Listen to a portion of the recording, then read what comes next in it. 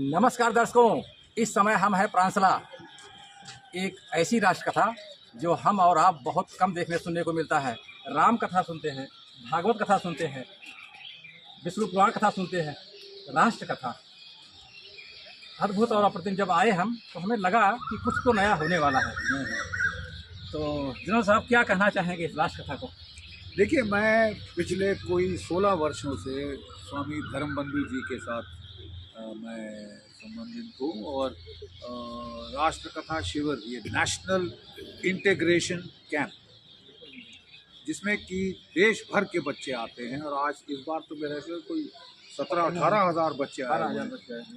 18,000 बच्चे आए। नागालैंड, मणिपुर, मिजोरम, लद्दाख, अरुणाचल, सिक्किम, पंजाब, हरियाणा, यूपी, राजस्थान, सारे देश भर के बच्चे। जैसे एक कुंभ मेला होता है हमारा, ये एक मिनी कुंभ है जो हर साल लगता है इधर प्रांसला में, राजकोट के डिस्ट्रिक्ट में, जहाँ की देश भर के बच्चे आते हैं। 10 दिन यहाँ रहते हैं, अच्छा खा पी के जाते हैं, दूध घी मक्खन खिलाते हैं उनको स्वामी जी यहाँ।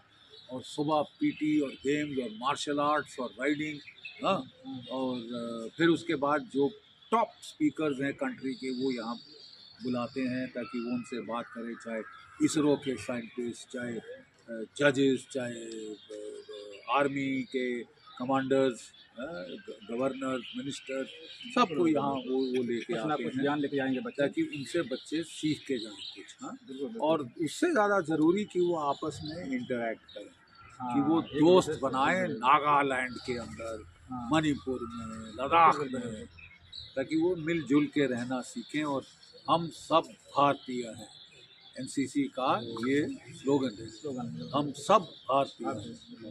तो नहीं तो हम में आपस में लड़ मर के हम ट्रस्ट नहीं करते एक दूसरी जगह के लोग को, कि ये ऐसे बोलते हैं, ये करते हैं, ये वो करते हैं।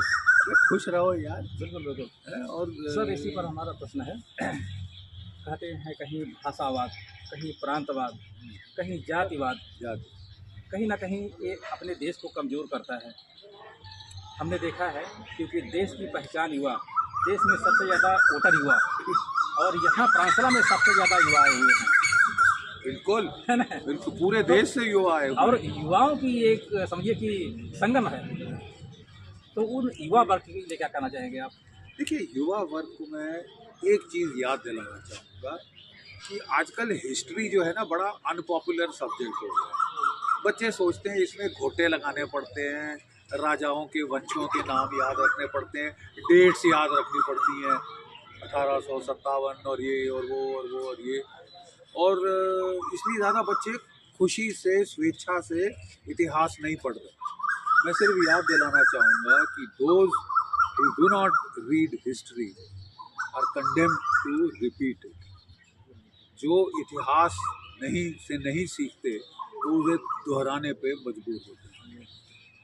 कोई आप समझ लीजिए 13वीं शताब्दी के बाद, 12वीं 13वीं शताब्दी के बाद एक के बाद एक आतंकी आए, आतताई आए, और हमारे देश में इतनी फूट थी, आपस में लड़ मर के लोग मर रहे थे कि उनको फुर्सत नहीं थी बाहर वालों से लड़ने की।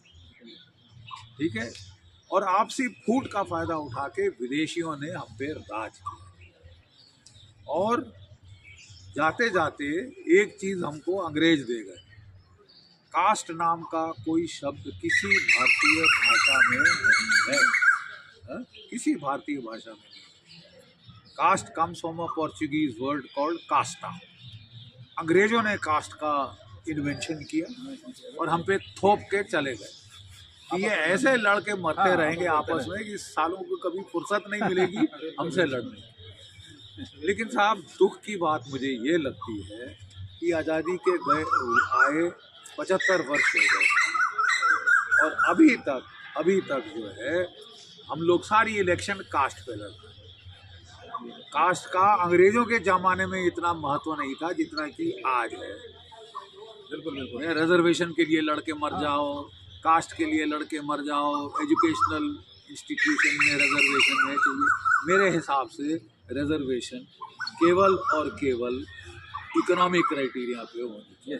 बहुत सुंदर बात आपने जो बताई। गरीब है उसकी ख्याल करो, उसकी कोई भी जात हो, हाँ। कोई भी धर्म हो, कुछ भी हो, आप यार ये गरीब है, इसको हम हेल्प करेंगे, बिल्कुल बिल्कुल और तब तक हेल्प करेंगे जब तक ये पाँव पे खड़ा ना हो जाए। बिल्कुल बिल्कुल जात के आधार पर नहीं होना चाहिए। आपका बाप कमिश्नर कलेक्टर है और आप बोले साहब नहीं मेरे को रिजर्वेशन चाहिए, अब यार कभी तो खड़े हो जाओ ना यार, पाँव के ऊपर कम्पीट करो सबके साथ। नहीं तो हमको प्रॉब्लम ये है कि ये कास्ट का फायदा लेके आप, मैं बख्शी हूँ, वो गुप्ता है, वो फलाना है, ये मेहता है, ये मेरा सीधा सवाल भारतीय कौन है?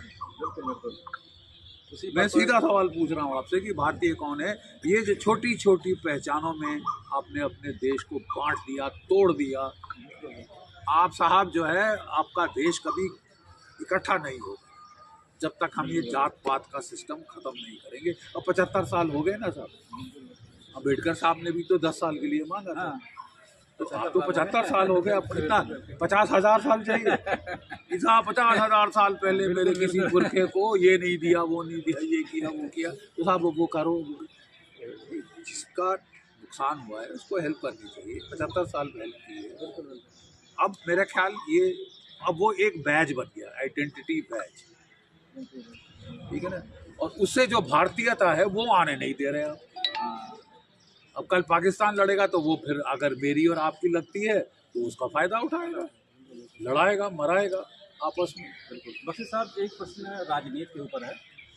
राजनीति के अभी लोकसभा फिर विधानसभा का चुनाव है कई राज्यों में, कुछ ना कुछ स्लोगन आते हैं चुनाव के टाइम, जैसा कटोगे तो मरोगे, डरोगे तो मरोगे, एक रहोगे तो सेफ रहोगे। इस स्लोगन का क्या महत्व रहता है आम चुनाव में और देश की राजनीति में? देखिए मेरे हिसाब से तो राजनीति जो भी होनी चाहिए वो जोड़ने वाली होनी चाहिए, जोड़ने वाली राजनीति होनी चाहिए, विघटनकारी नहीं होनी चाहिए। लेकिन प्रॉब्लम हमारे यहाँ देखिए एक है, इसको थोड़ा सा अलग परिप्रेक्ष्य में देखना होगा। जब हम आज़ाद हुए तो उस वक़्त तत्कालीन प्रधानमंत्री नेहरू जी ने कहा कि साहब हम जो है वो सेक्युलर रहे, गुड, बहुत अच्छा, धर्मनिरपेक्ष रहेंगे। लेकिन धर्मनिरपेक्षता से आप क्या समझते हैं? धर्मनिरपेक्षता से आप क्या समझते हैं? हमारे हिसाब से सर्वधर्म समभाव। बिल्कुल बिल्कुल भाई मैं हिंदू हूँ, मुसलमान हूँ, सिख हूँ, ईसाई हूँ, पारसी हूँ, जैन हूँ, कोई फर्क नहीं पड़ता, हम सब भारतीय हैं। पहले हम भारतीय हैं, तब बाकी बात दूसरी देखी जाएगी। मैं ट्रेन में जा रहा हूँ, आप मुसलमान भाई हैं मेरे, आप बोलते साहब मैं नमाज कर, बोले हाँ भाई मैं हट जाता हूँ, तू नमाज कर, तू अरदास कर, जो करना है कर। ये मैं समझता हूँ सेक्युलरिज्म का मतलब है।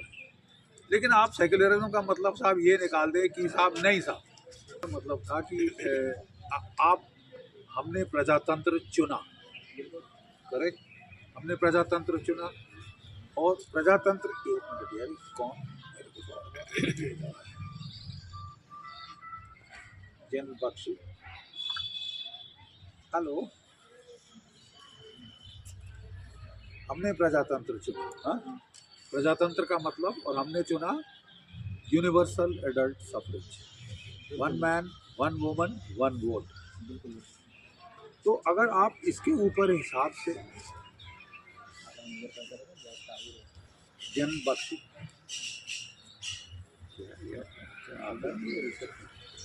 Hello, so universal adult suffrage चुना, 1 मैन 1 वुमन 1 वोट। अगर आप 1 मैन 1 वुमन 1 वोट के हिसाब से जा रहे हैं तो 80% भारत के लोग हिंदू हैं। तो जो भी राजनीति में जो रिजल्ट आना चाहिए था नॉर्मल तरीके से, वो मतलब हिंदू बहुल है वहाँ, तो वह है भाई। अब ये थोड़ी ना बोल सकते नहीं साहब सेक्युलरिज्म रखनी है तो इनको मार डालो वो थोड़ी जाए, अगर वो है तो है, ठीक है। अमेरिका में, यूरोप में वो क्रिश्चियन बहुल देश है, लेकिन वो ये तो नहीं कहते कि यार हम नहीं चाहते कि कोई क्रिश्चियन राज करे, तो इसके लिए हम क्रिश्चियंस को 10 टुकड़ों में करेंगे, प्रोटेस्टेंट, कैथोलिक, जेहोवा, फलाना ढिमकाना, वो टुकड़े टुकड़े तो नहीं करते ना सर। और अगर वहाँ का राष्ट्रपति वोट लेता है तो बाइबल पे लेता है, हमारा धर्म ये है तो वो हमारे धर्म के अनुसार वो है। लेकिन हमने एक नई चीज देखी कि नहीं साहब, देश को सेकुलर रखने के लिए हम हिंदुओं को तोड़ेंगे ताकि ये कभी मेजॉरिटी में आ ना सके। बांटने की राजनीति। बांटने की राजनीति, कास्ट पे बांट दो सब कुछ। रोमिला थापड़ तो सुश्री कहती है कि हिंदू कौन है? हिंदू है ही नहीं, वो हिंदू नहीं है। हाँ, कास्ट है, वर्ण है, जाति है, हिंदू थोड़ी ना है। तो ये जो कृत्रिम सेक्युलरिज्म है ना, ये गलत किस्म की सेक्युलरिज्म, मैं नहीं इसको मानता। तो भाई डेमोक्रेसी में जो will of the majority is the voice of the people, is the voice of God, वो आना चाहिए। अब देखिए ये करेक्शन आई है। पहले तो ये हिंदू, फ्रैंक बात है, आपस में लड़के मरते रहे, अभी भी लड़के मर रहे हैं। तभी ये चीज़ आई है कि बटोगे तो कटोगे वगैरह वगैरह वगैरह। इसके पीछे भी कोई तुक है, इट इज नॉट एंटायरली। वकील साहब, एक प्रश्न और आपसे जानना चाहेंगे, अगला देश का प्रधानमंत्री कौन होना चाहिए आपके हिसाब से? जो जनता चुनती है। आप बताइए, आप दहाड़ते हैं जबरदस्त। नहीं, बट मैं दहाड़ता हूँ देश के दुश्मनों के बरखिलाफ।